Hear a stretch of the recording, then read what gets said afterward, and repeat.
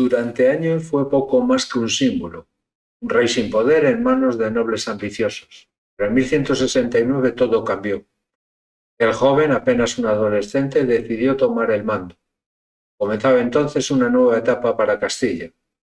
En los 20 años siguientes, Alfonso VIII forjaría su autoridad entre guerras, alianzas y conquistas.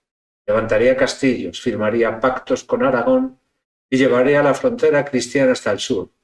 Su reinado no fue solo la historia de un monarca, sino el nacimiento de una idea, la Castilla unida, fuerte y orgullosa, que empezaba a mirar hacia el futuro con ambición.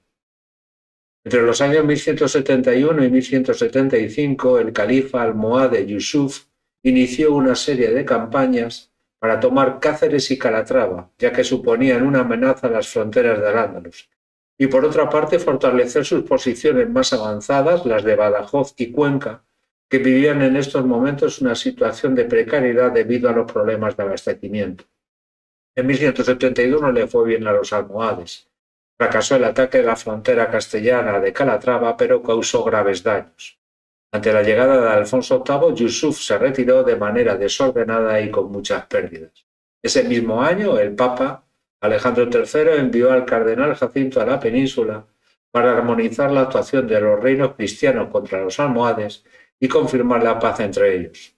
En julio del año siguiente, el cardenal se reunió en Soria con los reyes de León, Castilla y Aragón, sin abordar la resolución de los asuntos pendientes entre los reinos. Ese mismo año, Castilla y Portugal pactaron treguas de 5 años con los almohades para centrar sus esfuerzos militares en Navarra y León respectivamente. En 1176 el califa volvió a Marrakech. Fernando II, Alfonso VIII y Alfonso II de Aragón se reunieron en 1177 en Tarazona. En dicha reunión se habló, entre otros asuntos, del litigio de las tierras fronterizas entre Castilla y León, las tierras del Duero reclamadas por el rey Alfonso VIII, el vasallaje de Aragón a Castilla por el reino de Zaragoza, de la situación de Navarra y de las futuras acciones contra los almohades. En lo que concierne a Alfonso VIII, en 1177 asedió y conquistó Cuenca, convirtiendo la mezquita en catedral y otorgando fueros a la ciudad.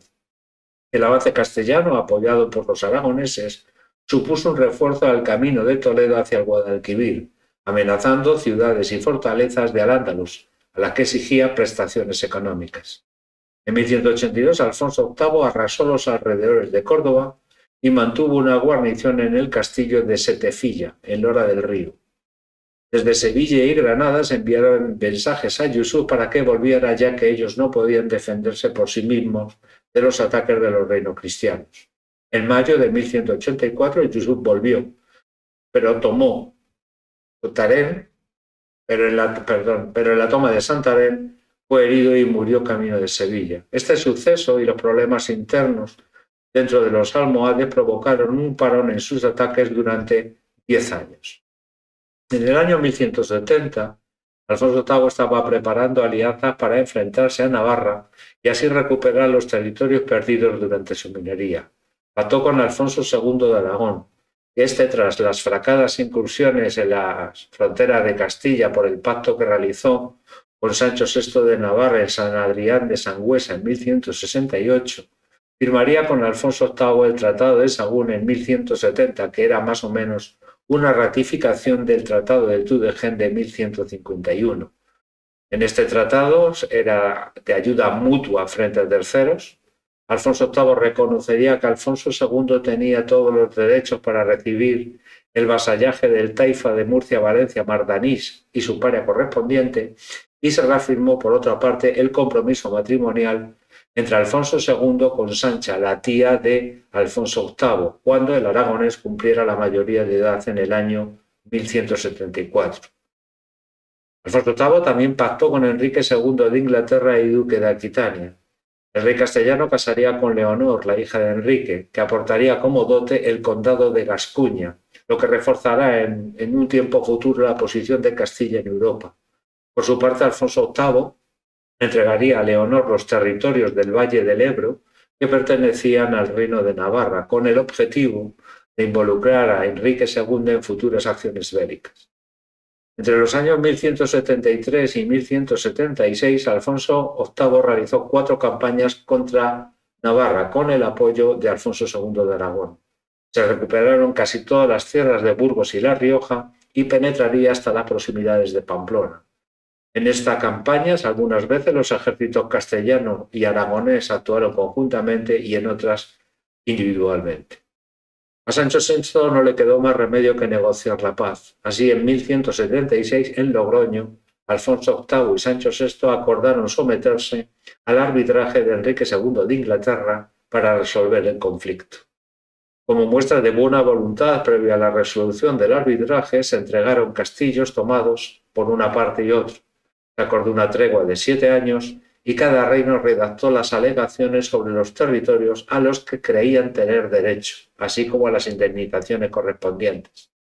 La sentencia de Enrique II decía que Castilla debería indemnizar a Navarra con 3.000 maravedís al año durante 10 y la devolución mutua de las conquistas durante el reinado de Alfonso VIII. Por tanto, las fronteras regresarían a lo que fueron en el año 1158. Por lo tanto, Castilla tendría el dominio de La Rioja y Vizcaya y Navarra sobre Álava, Guipúzcoa y el Duranguesado. Esta sentencia no satisfizo a ninguno de los dos bandos y por tanto no se cumplió. En 1179, Alfonso VIII se reunió con Alfonso II de Aragón para renovar los antiguos pactos del reparto de Navarra, en el Tratado de Cazzola. En dicho tratado, Castilla reconocía a Aragón el derecho de conquista de Valencia y los territorios hasta Calpe, mientras que Castilla se reservaría la conquista del Reino de Murcia. Por otra parte, se suprimiría el vasallaje de Aragón a Castilla y se repartiría en el Reino de Navarra.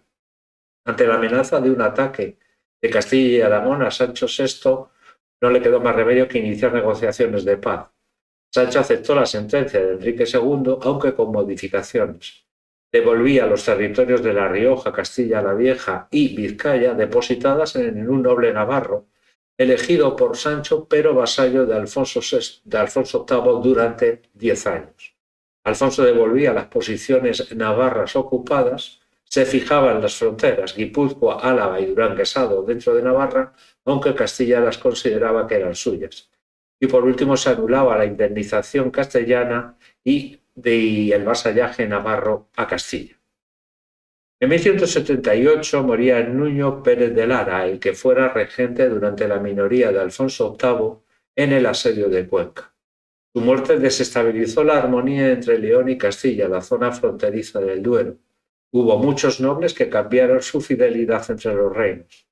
Fernando II de León convocó una curia extraordinaria en Salamanca con el objetivo de recuperar el territorio perdido y reanudar la conquista, con la posible colaboración de la Corona de Aragón. La respuesta de Alfonso VIII fue contundente, entrando en Tierra de Campos y reforzando su posición con acuerdos con Aragón, Navarra y los Castro. Además, coordinaría con Portugal un ataque a Ciudad Rodrigo. Fernando II tuvo que negociar y en marzo de 1181 se reunía en Medina de Río Seco con Alfonso VIII, bajo la mediación del obispo de Palencia, ya que los intereses, tanto de eclesiásticos como de nobles, estaban siendo dañados a ambos lados de la frontera.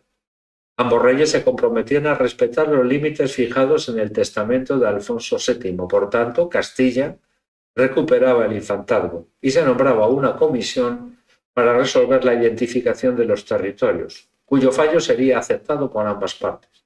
Como garantía de compromiso se entregaron mutuamente 5 castillos. Fernando aceptó dicho tratado a regañadientes, ya que no estaba en las mejores condiciones para negociar, ya que había perdido territorios en Extremadura a manos de los almohades. Durante el trabajo de la comisión hubo incidentes, pero se mantuvo la paz, debido a la dificultad en la adscripción de los territorios fronterizos a cada bando. En junio de 1183 se firmó el Acuerdo de Fresno-La Bandera, donde se establecía la partición de la frontera según lo acordado en Medina de Río Seco. Además, se firmaban 3 acuerdos en relación con los almohades: la renuncia de Fernando II al pacto con ellos, el compromiso de ambos reyes de no firmar paces o treguas con los almohades y, por último, reanudar las hostilidades contra los almohades después de las Navidades. El incumplimiento de dicho acuerdo estaría apenado con la excomunión. Alfonso II de Aragón fue el gran aliado de Alfonso VIII. Sin embargo, también hubo tensiones entre ellos. Entre los años 1180 y 1181 surgieron disputas sobre los límites fronterizos entre Molina, Albarracín y Teruel. Albarracín fue un caso emblemático. La familia de los Azagra lo gobernaron con independencia, jurando fidelidad a uno u otro rey según les convenía. Alfonso II consideraba que Albarracín estaba dentro de la órbita aragonesa, mientras que Alfonso VIII lo reclamaba como parte de la conquista tras la toma de Cuenca.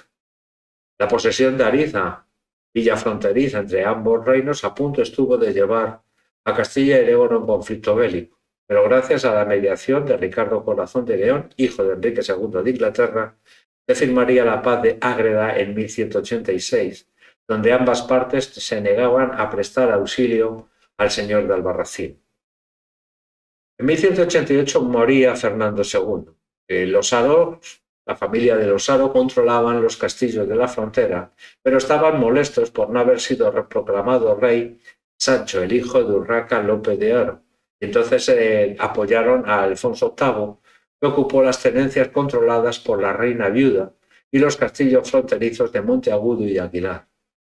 No llegó a haber enfrentamientos, ni Alfonso IX ni Alfonso VIII estaban interesados. Alfonso IX necesitaba consolidar su poder en el interior del reino, mientras que Alfonso VIII temía una posible unión con Portugal o Aragón del Reino de León. Se reunirían en Sotohermoso en mayo de 1188, donde Castilla no devolvería las fortalezas tomadas, y se concertó el matrimonio entre Alfonso IX de León y Berenguela, hija de Alfonso VIII y de 8 años de edad. Por otra parte, Alfonso VIII armó caballero a Alfonso IX y recibió su homenaje, lo que significaba la constatación de la supremacía castellana sobre el Reino de León. A pesar de todo, Alfonso IX salió robustecido, ya que se reafirmó en el trono y consiguió alejar el peligro de la familia de Losaro. 2 décadas después, el niño que heredó un reino roto era ya un rey respetado por toda la cristiandad. Alfonso VIII había pacificado Castilla, fortalecido sus fronteras y dado al trono un brillo que hacía tiempo había perdido. A su lado, Leonor de Inglaterra transformó la corte castellana en un centro de cultura y diplomacia, y aunque en el horizonte se alzaba una amenaza mucho mayor, el poder de los almohades, Alfonso se preparaba para afrontarlo. En 1190 Castilla era una potencia sólida. Su rey, maduro y consciente de su papel en la historia, había logrado lo que pocos pensaron posible: transformar la debilidad en poder, el caos en orden y la división en unidad.